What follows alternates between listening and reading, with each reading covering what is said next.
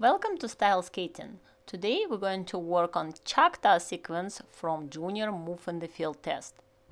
First we're going to start with Choctaws, backward crossover to backward outside edge, one Choctaw, and then power pull on the back outside edge to help with edges and clean transition from backward outside to forward inside and then back to backward outside.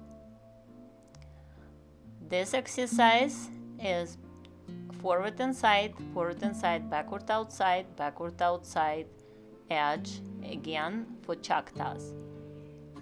Next one is just those transitions you use in that Choctaw sequence in the Move in the Field test with cross in front, backward outside edges. So this one is just good exercise to feel that backward outside edge. So we're doing Choctaw into backward outside pivot.